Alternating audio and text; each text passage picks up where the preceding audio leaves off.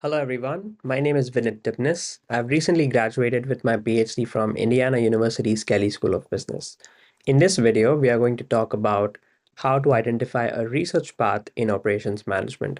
If you haven't already, you should watch the other videos in this series, which talk about what operations management is and what research in operations management involves.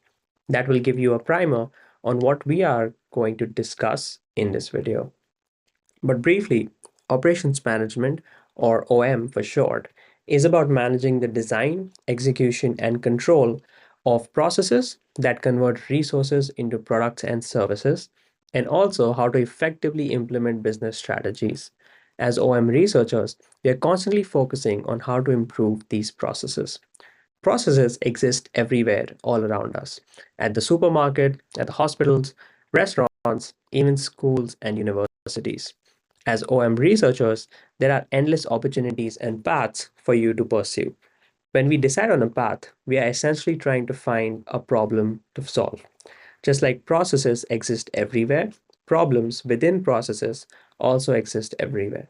For you to find these paths and problems, there are a few steps that you can follow.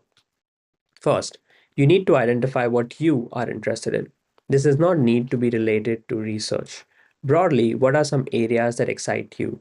These can stem from professional experience, personal interests and values, or just a whole new industry that you are fascinated by and want to explore more in depth. For example, you can have 3 years of experience working in the pharmaceuticals industry and want to further your knowledge of how pharma supply chains work. Or alternatively, you can have 10 years of experience in pharma and are looking to switch industries and are curious about how the best practices in pharma may inform the practices or operations of the renewable energy space. Or you can be a college student who has seen the rapid rise of AI in the last few years and are interested in diving into how the technology is changing processes for better or worse. It can be anything as long as you are deeply interested and as long as you can make a case for it being of interest to the OM field. Whatever you pick, you're going to spend the next 5 to 10 years at a minimum immersing yourself in that topic, knowing everything there is to know about that topic in both practice and academic research. If you're not interested in that topic and it does not excite you, don't go down that path. My advice is shortlist a few areas and that you think interest you and be open to changing that list. Beyond getting a sense of what interests you, the next step is to identify whether that topic is likely to yield interest among academics and practitioners. As someone who is just starting out, that can be tough to figure out immediately, but there are two activities that are going to prove helpful: understanding practice and understanding current research. So, if you have prior professional experience working in this area and can identify pain points, document them, and talk with your advisor.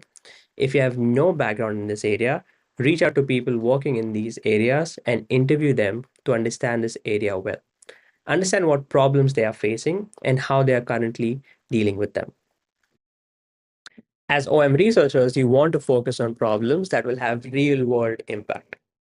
The second thing you need to do is read papers that are already published on this area and context. As a research faculty member, you are going to need to publish papers in well respected journals. Focus on the research in these outlets so that you can identify gaps that exist in the current body of work, whether what you want to study needs more clarification, and whether you can make a case for your own contribution to literature. Let me give you an example of how I have approached this. I have finished my PhD program and I have found a research path that I am quite happy with.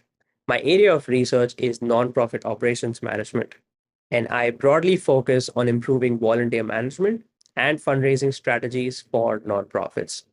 When I entered the PhD program, I knew that I wanted to focus on socially impactful research. I did not have a particular industry in mind, but I knew that I did not want to focus on just improving profits for an organization. I was also broadly interested in the question of why do people do what they do, which was driven by my fascination of understanding people's behavior.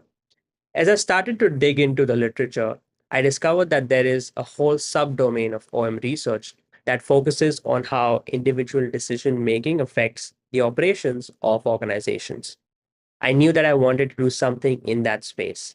I had some prior experience with humanitarian operations research from my undergraduate days, so I spent reading more about that area. I quickly discovered that not for profit or non-profit operations was a growing field within OM, and very few people were actually working in this space. After becoming sufficiently acquainted with the existing body of research and with my advisor's support, I came up with my first research focus on improving donations. I also started reaching out to nonprofits. I set up interviews with as many nonprofits as I could. I would ask them about their operations, what are the problems they are facing, and whether the issues that I am interested in is are something they are as well. Understanding the perspective of nonprofit managers has been incredibly helpful in polishing my work and developing my research portfolio. 5 years ago, I had no experience working with nonprofits, and today, as part of my research, I have worked with three different nonprofits on solving different problems. Whatever you come up with, your program faculty will help you polish your ideas and find ways to make an idea worth pursuing. But you'll want to be able to make your case for impact and contribution. And these steps mentioned in this video are going to be invaluable in that regard. If you're not in a PhD program, there's nothing stopping you from diving into these tactics a bit in advance. It can be a good way to judge whether a PhD program in operations management is the right path for you in the first place. At this stage, I'm quite happy with the path I have taken. The time I put into understanding practice and the research I'm trying to contribute to has set me up for multiple opportunities. And it has also convinced me that this is exactly the career that I had hoped for.